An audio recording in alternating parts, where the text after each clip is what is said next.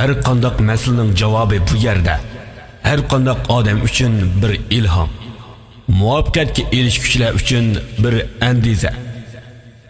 Akbar psixologiya to'r maktabimizga saboqdoshlar tashib turibsizlar. Biz bugunlik mazmunimizda tuvandagi mazmunlar to'g'risida qisqacha analiz olib boramiz ham tahlil olib boramiz. O'ziga haddidan ziyoda ishinib, o'zini intayin ehtiyotchan ham yetarlik aql farosatga ega deb qarab olishga hargiz bo'lmaydi. İxtiyorsiz holda foydasiz sharoit yaratib, o'zining muvaffaqiyatga mingishiga to'salg'i bo'lishmi, boshqa har qanday qonuniyatlarga o'xshaydigan bir xil qonuniyat. O, mangu to'xtamay harakat qilib, yuz xotir qilmay qat'iylik bilan erkimning ijodiyatiga asosan ularga javob beradi. Bu qonuniyat hargizmi odamga qarab farqli muomala qilmaydi. Bugungi jamiyatda ilm-fan ruhi har qaysi sohalarga tatbiqlandi. Kishilar endi sabab natija munosabatiga sal qarshi bo'lmaydi. Kishilar natijasi bor ishning sababi bo'ladi degan qoidani bilib yetdi. Shunga kishilar o'zining iroda niyatini ishga oshirmoqchi bo'lsa, uni yaratishga ketadigan muqarrar shartlarni umid qiladi. Qonuniyat aniq bo'lmaydi, balki turli hodisalar va soxta ko'rinishlarga yoshiringan bo'ladi. Ko'p miqdordagi boshqa ishlar bilan selishtirib yoki ularning o'rtaq nuqtalarini topganda andın qonuniyatni payqagan bo'ladi. Biz bu xil usulni induksiyalik xulosa deymiz. Oldingi soatlik darsimizda men butun dunyodagi barliq narsalar, mayli nur bo'lsin, biz ko'ra oladigan yoki ko'rolmaydigan narsalarni tortib, hammasi ma'lum bir xil qonuniyatga bo'ysunadiganligini, qonuniyatga bo'ysunmaydigan narsaniki yo'qligini, andan keyin taqdir to'g'risida men sizlarga qisqacha so'zlab bergan. Endi bugunlik mazmunimizningki 5'ida yanılam oldingi qitim tahlil qilgan mazmunga qarta kichkina bir xil qonuniyatni men sizlarga so'zlab beray. Garchi men bu masalaning javobini topolmadim. Meningki onam tekkan adam, ya'ni mening dadam, bu dadam bir yetim bola hamda. Ondan onamningki inisi og'an ayol, o ayolmu yetim kız bola. Anamninki singlisi tekkan ermi, o bola yetim bola. Anamninki ochisi tekkan odammi, o mu bir yetim odam hamdi. Shunday holatda anamninki shu butun jamiyatdagilarniki tekkanlarning hammasi asosan ya anasi yo'q yoki dadasi yo'q. Hamda shunday bir taqdirga duchor bo'lganlar hamdi. Andan keyin meningki singlimniki, mening singlim mendan burun to'y qilgan hamda. Men de to'y qilmadim, mening singlim 3 yil burun to'y qilgan. Demak, mening singlimning topgan yoki to'y qilgan yo'ldoshimi bu bolami yetim bola. Andan keyin meningki dadamningki ochisi tekkan odammi, bu mu bir yetim bola. Meningki hamda dadamningki inisi topgan ayolmi, bu mu bir yetim qiz bola. Demak, bizningki shu jamoat sistemalik turmushimizda, bizningki taqdirimizda mana shunday bir xil qonuniyat mavjud. Ya'ni bizningki topgan amroyimizningki hammasi asosan 100% holda yetimlab chiqdi. Demak, bu yerda nima deganda bu bir xil qonuniyat, bu hargizmi tasodifiy emas. Men shunday deb qarayman. Men ham shu taqdir deganga haqiqatan xir ishinib qo'yman. Gerçi men taqdirga nisbatan to'g'ri bo'lgan, intayin ishonchli bo'lgan bir tushunchalarni beramisanmi yoki moddiy isbotlar bilan ta'minlaymisanmi? Ammo men o'zimningki shu turmushim qardagi dunyo qarta haqiqatan taqdirga ishonaman. Chunki buning nurg'ulgan isbotlari bor. Buni men buni tahlil qilishimning zarurati yo'q. Men oldingi soatlarimizda xil tahlil qilgan. Demak, bizdagi turmushimizda mana shunday bir qiziqarli bir qonuniyat mavjud. Bu qonuniyatni men o'zimningki oliy maktabda o'qiyotgan vaqtimda endi bultu o'lish yilni chiqib 2 yil jarayonida men 20-30 ham shu psixologiya sohasidagi professorlar bilan, o'zimizningki o'qituvchilar bilan, aniki bizningki shu Joyishen, ya'ni Ma'rif institutidagi shu o'qituvchilardan bu to'g'riliq so'radimcha o'zimniki oilamizdagi shu qonuniyatni bo'larmi? Buning qarta bir aniq bir tushuncha berolmadi. Buni ham men balkim keyinchi bilib qolishim mumkin. Buning sababini deb buni qo'yib turdim. Demak, bizniki turmushimizda mana shunday bir xil qiziqarli qonuniyatlar mavjud. Shunga buni biz to'g'ri kelib qilish deb qaramayman. Balkim asla qaraya olishim mumkin, lekin men buni to'g'ri kelib qilish deb qaramayman. Bu bir xil o'rlashtirishmikin deb o'yladim endi. Mana bu bir qonuniyat. Nurg'ulg'an narsa qonuniyatga bo'ysunib qoladi. Şuna biz ma'lum bir xil ishdan qochimiz desakmi, qochib qutulamaymiz. Biz bir narsaga tengilib qolamiz, bir narsaga bog'lanib qolamiz. Bu hargiz tasodiflik emas. Buni men ko'p so'zlamayman. Unda bo'lsa biz bugunlik mazmunimizga o'tib ketdik. Ya'ni bugunlik mazmunimizniki 5ida mandaq bir so'z bor. Ya'ni o'ziga haddidan ziyoda ishinib, o'zini intayin ehtiyotchan ham yetarlik aql farosatga ega deb qaror verish hargiz bo'lmaydi. Mana bir gap bor. O'zingizni aqlliq chaqlamang, bilimlik chaqlavanmang, kichik narsalarni o'rganib degan gap. Endi amaliy turmushimizni qarasak, ko'p o'qigan odamlar bir xil kamtar keladi. Nurg'ulg'an ishlarga nisbatan bir xil chunqur tafakkur qiladi bular. Bular oson chechilmaydi, oson ochiqlanmaydi, ham oson xo'shim bo'lmaydi. Bular bir xil tinch holatda turdi, tinch holatda. Bular odatda ko'pmi gap qilmaydi. Ko'p gap qilmaydi. Bular nurg'ulg'an ishlarniki shu keynini, oldi keynini, sababini, bular ishlarning oldi keyin hammani o'ylab, undan keyin qaror chiqardi yoki inkos qaytardi. Shunga turmushimizda shunday odamlar uchqab qoladi. Bilimli odamning ko'pinchisi odatda shu tinch holatda turib oldi. Hargizmi tinch holatda turib odamlar ham aqlli qolmaydi. Ammo ko'pincha avval asta tinch shu aqlli odamlar yoki bilimli odamlar tinch turib oladi. Nimishqa bular ma'lum bir masala qarata buni to'g'ri deymi yoki xato deymi deya kelgan chaqsa bular turib qoldi. Nimishqa? Chunki buni xato deydisa, buningki to'g'ri yalarim bor. Yani bu işi to'g'ri deydisa, buningki xato yalarim bor. Shunga mushunda to'g'ri xatoga cho'qim hukm qilgan kelgan chaqsa bular turib qoladi. Lekin odatlik odamlar undan emas. Odatlik odamlar mayli xato bo'lsin, mayli to'g'ri bo'lsin, uningki masalan xato degan bo'lgan bo'lsa, uning to'g'ri yalarim borligini bilsinmi, lekin o'ziga chim tura oldi. Va yoki bo'lmasa bevositalam yoki mening to'g'ri yoki uning to'g'ri deganga o'xshash bir xil javoblarni berib yetadi, jazmlashtirib yetadi. Lekin ko'p o'qi odamlar oson bir ishlarni jazmlashtirmaydi. Ham bir ishdan oson qaror qilmaydi. Mana shunda. Chunki biz nurg'ulg'an narsalarniki, nurg'ulg'an qonuniyatlarniki, turmushimizga nurg'ulg'an ishlarniki tegi-taktini aniq bilmaymiz. Biz shuni his qilgan vaqtimizda ma'lum bir odamlarning nachar, ma'lum bir odamlarni intan yaxshi deb ishtik baho bermaymiz. Shunga ma'lum bir odamga baho bergandimi, asosan ko'pni ko'rgan odamlar, pishib yetilgan odamlar osonlikcha bir kimga baho bermaydi.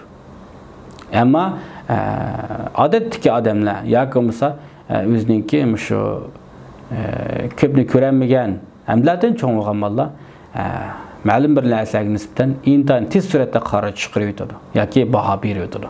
Uningki keynidagi uningki ba'zi bir qonuniyatlarni ular bilmaydi. Shunga bu yer demakchi bo'lgani shu. Bir ishlarga nisbatan intayin oson qaror chiqarib o'tmang demakchi. Endi bu mazmunniki oxirisi qarasak, bundaq bir gap bor. Ya'ni o'ziniki muvaffaqiyatga mengishiga to'solg'i bo'lishmi, boshqa har qanday qonuniyatlarga o'xshaydigan bir xil qonuniyat. U mangu to'xtamay harakat qilib, yuz xotir qilmay qat'iylik bilan har kimning ijodiyatiga asosan ularga javob beradi. Bu qonuniyat hargizmi odamga qarab farqli muomala qilmaydi. Ya'ni dunyodagi bu xil qonuniyat hargizmi odamga qarab farqli muomala qilmaydi. Odamga qarab farqli muomala qilmaydi. Mushu bularmi, mushu bu qonuniyat hargizmi odamga qarab farqli muomala qilmaydi degayri meni bak o'ylantirib qo'ygan.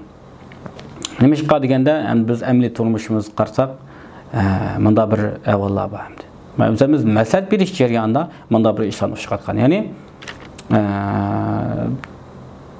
mushu bana telefon qilib, ajrish to'g'risida ko'proq masala so'raydigan yoki ajrishib ketgan.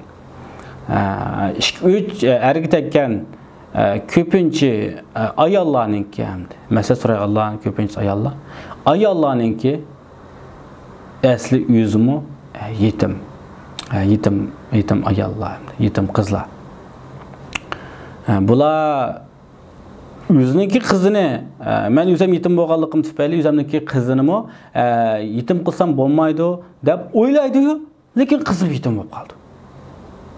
Asli bu dunyoniki qonuniyati bo'yicha, bizniki o'ylashimiz bo'yicha asli-chi, o'zimizniki ko'nglimiz bo'yicha bir yetim bola deganning o'zi bir baxtsiz bola-da bu. Baxtsiz tug'ilib qoldi bu bola. Baxtsiz tug'ilib qolgandan keyin bu dunyo buning bir shafaat qilib, buningga intan yaxshi bir erdan birni ba'si bo'ladi. Shundaqmi? Ya bir taqdir uning bir intan yaxshi bir uning qattiq bir kuyinadigan bir erdan birni ba'si bo'ladi. Buni umaydigan, tanlamaydigan erni ba'si bo'ladi. Lekin bu taqdir bizningki o'ylaganimizdek, ya'ni dunyoniki qonuniyati biz o'ylaganimizdek bo'lmaydi. Ba'zida ham yaxshi uchirsa-mu, ko'pincha avvalasta yanılam yamaga yo'qib qolgan avvallar bo'ladi. Albatta, bu yomon deganimizdan o'zi bu eski deganini ko'rsatmaydi, balki mos kelmagan odamlarga uchqab qoladi. Bu bir xil qonuniyat, Buningki nima uchun shu odamlarga uchqab qilishi to'g'risida buning bir ma'lum bir qonuniyati bor. Shunga dunyodagi bu xil qonuniyat odamga qarab, ya'ni sizni yetimkan demaydi, sizni ochkan demaydi, sizni to'qkan demaydi. Bu o'ziningki qonuniyati bo'yicha mengiverdi. Siz o'lib ketsangizmi, og'rib qolsangizmi, boshqalar yanalam xushal yashayverdi. Mana shunda. Bu bir xil qonuniyat. Odamga qarab farqli muomala qilmaydi. Muşu mazmun haqiqatan menga bak ta'sir qilgan. Nurg'ulg'an ishlarni o'ylantirgan. Bu dars so'zlash jarayonida hamma shu vaqt o'ylagan ishlarni kelmasa, kalomga kelmaydi ekanimdi. Demak, biz mushunga o'xshash ma'lum bir ishlarni his qilgan vaqtimizda, ya'ni shu qonuniyat to'g'risida bilan his qilgan vaqtimizda, taqdir to'g'risida bilan his qilgan vaqtimizda, anonekin o'zimizningki turmushidagi ba'zi bir o'zgarishlarni, ba'zi bir o'zimiz his qilamagan taraflarni biz tunib yetalaymiz. Men buni o'zimizningki undidar to'pimizda tushunmagan bo'lgan bo'lsanglar, texam cho'nqir holatda ma'ni tushuntirib qo'yaman. Unda bo'lsa, buningki shu oxirisiga diqqat qilaylik. Oxirsida mundaq bir mazmun bor. Ya'ni shu industriyalik xulosa deydigan. Buniki beshida mana bir gap bor. Qonuniyat aniq bo'lmaydi. Ya'ni dunyodagi qonuniyat aniq bo'lmaydi. Balki turli hodisalar va soxta ko'rinishlarga yoshirilgan bo'ladi. Ko'p miqdordagi boshqa ishlar bilan selishtirib yoki ularning o'rtaq nuqtalarini topganda ondan bu xil qonuniyatni bayqagan bo'ladi. Biz bu xil usulni induksiyalik xulosa deb ataymiz, debdi. Induksiyalik xulosa. Ba'zi shunday deydiki, qonuniyat aniq bo'lmaydi. Turli hodisalar va soxta ko'rinishlarga yo'shirilgan bo'ladi. Ko'p miqdordagi boshqa ishlar bilan selishtirib, bu xil qonuniyatni, dunyodagi bu xil qonuniyatni ma'lum bir ishlar bilan ma'lum bir xil ishlarni selishtirib yoki ularningki o'rtaq nuqtalarini topganda, anonkin bu xil qonuniyatningki mavjud ekanligini bilgan bo'ladi deyilibdi. Endi biz bunga bir misol olamiz endi. Tikuchar bu yeng'og'ich taqlid qilib yasalgan. Ya'ni yeng'og'ichniki bu xil uchish usulini bular ko'zish orqali buni yasab chiqqan. Ya'ni selishtirish orqali buni yasab chiqqan. Ondan boshqa aeroplan deymiz. Albatta bu aeroplanning ichki qontimi qushlar taqlid qilib yasalgan narsa. Demak, bu bir xil qonuniyat. Bu xil qonuniyat. Hargizmi ya deb ma'nodan qo'yilni, poqilni ular taqlid qilib osmonda uchirgan emas. Balki qushlardan foydalanib turib, ularningki uchish qonuniyatini bular tadqiq qilish orqali anonikin bularni yasab chiqqan. Undan boshqa biz tuandagi o'zimiz ko'rayotgan, o'zimiz yo'l qo'yotgan ba'zi narsa to'g'riliq so'zlaymiz. Ya'ni turmushimizdagi tavba deymiz hamda. Bu modeliy sifat. Tavba Nima uchun bu inson yaxshi qizg'inlik erishadi? Chunki odamniki xarakterida odamlar g'ururlik qilmaydi. Ya'ni g'ururlikni yaxshi ko'rdi. Bir ish qilish yaxshi ko'rmaydi aslan odam degandan. Menga ishqim xo'sh yoqmaydi aslan. Demak, odamlar g'urur, bu odamniki xususiyati. Bu odamniki eng yaxshi ko'radigan ishi. Demak, tavba odamniki bu xil xususiyatidan foydalangan. Yani bir ish qilishni xohlamaslik xususiyatidan foydalanib tavba to'g'ri bu xil qurilgan. Undan boshqa urushish deymiz,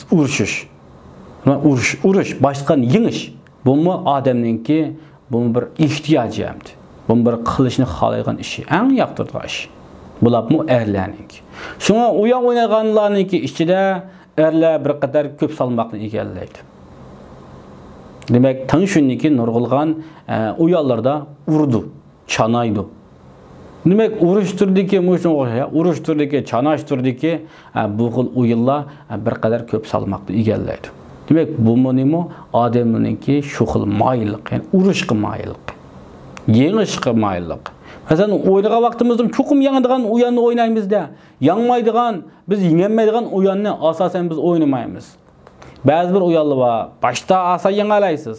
Bu xil xo'sh qilib sal ta'sirga vaqtda 10 qitim o'yinsangiz, bir qitim yengsiz. Demak, bu bir odamniki bir xil qonuniyati. Odamning qonuniyati, odamning yashash qonuniyati. Demak, odam bir xil yashash qonuniyatidan foydalanib, birisi o'rinliq mayilligidan foydalanib, bu tabo bu reallikka aylandi. Şundan yana bundan başqa, mesela biz hazır sevgi tasattığa vaqtimizda bunu tordan bir zakaz qilib etsek, hazır mesela saat 23'ten burun zakaz qilib etsek, saat 7'gacha şu sevgi tasattığa hammasi ishga silib oldu. Bunun nurg'ulan aptitalari bor. Demak, bu nima deganda, bu odamniki mushg'ul o'rinligidan foydalanib, undan boshqa pindododagi narsaniki bosib bir qadar tuvan, bir qadar erzan. Demek odamniki albatta erzanni elish bir xil ehtiyoj bo'ladi. Demek bu dal odamniki mushg'ul xarakterdan foydalanib yoki mushg'ul qonuniyatdan foydalanib o'tirg'i chiqilgan bir xil pingtay, bir xil supa. Demek mushunga o'xshash nurg'ulgan atrofimizda ko'rayotgan narsalar odamniki ma'lum bir xil qonuniyatni asos qilib turib, foydalanib turib bir yasalgan narsalar. Demek bular albatta nima qildi deganda o'zaro bir-birini selishtirdi. Tavboningki mas'anlari nimani maqsad qilib tavboga chiqadi? Unda qolsa, yani nimani maqsad qilgan chaqsida boshqa pingtaylar chiqadi. Mushni bular analiz qilish orqali nurg'ulgan pingtaylarni bular barliqqa keltirgan. Bular o'zaro selishtirdi, albatta selishtirdi. Şuna turmuşumuzdaki nurgulgan qonuniyatlarni biz bayqishimiz uchun ma'lum narsalar bilan ma'lum narsalarninki o'rtaqligini topgan vaqtimizda yoki o'zaro selishtirgan vaqtimizda bular o'rtasidagi ma'lum bir xil qonuniyatni ko'rib chiqa olamiz demakchi. Qonuniyatni bilish uchun. Masalan, undan boshqa mesela doyun deylik, doyunga qarsak, ko'pinchimizningki doyinsida o'zimiz yoqtirgan narsalar chiqadi. Bu qaysi xil algoritmdan foydalangan deganda, odamlarningki masalan biz ma'lumotlarni ko'rgan vaqtimizda shuni qarta bir chekib uni xo'baliksin berib qo'yamiz. Demak, mushkil uchurlarni bular analiz qilish orqali odamlarningki nimani yaxshi ko'rsa, shu bir narsani tavsiya qilish, osonlik yaratish, qulaylik yaratish, nimani ko'rgisi borligini oldin faraz qilish xarakterdan foydalanib. Masalan, ma'lum narsadan bir masalan bizning qiz do'stimiz bilan tamoq yeymiz keldik, yanchiqimiz pul yo'q. Bu chaqda biz shaqqida 100 ko'p pul verib qo'shib ketamiz-ku. Bundan bir xil albatta bir xil jinchi is qilamiz-ku. Demak, mushunga o'xshash bir xil xarakterdan foydalanib do'yinni Alloh barliq keltirdi. Shuna biz do'yinlarga chiqimiz keldi. Odatda undidar qilgan vaqtimizda bir odam xat yozmasa, do'yinni ko'ramiz. Demishqa tavsiya qilayotgan hammasi biz o'ylab boqmagan, biz orzu qilayotgan narsalar ko'pinchisi. Demak, mana mushunda qonuniyatlar mavjud. Ondan başqa turmuşimizda nurg'ulg'an narsalar bor. Biz selishtirish orqali alaniki nurg'ulg'an o'rtaq nuqtalarni topa olamiz. Nurg'ulg'an korxonalar bor. Bir-birini taqlid qilib turib, bir-birini do'rab turib bular qilaverdi. Ondan başqa biz misol olsak, yani nurg'ulg'an misollar bor. Yani buni hammani bu yerda bir-birlab so'zlashimizning zarurati yo'q. Shunga bu mazmunda biz induksiyalik xulosa deganninki o'zi bir xil qonuniyat ekanligini, ya'ni shu ma'lum narsaga selishtirish orqali, ularning o'rtaq nuqtalarni tepish orqali ular o'tirishga ma'lum bir xil qonuniyatni bilishni bir induksiyalik xulosa deb ataydi ekanmiz, deb tushunib olsang bo'ldi. Onda biz kelar soatlik darsimizda yuz ko'rishamiz.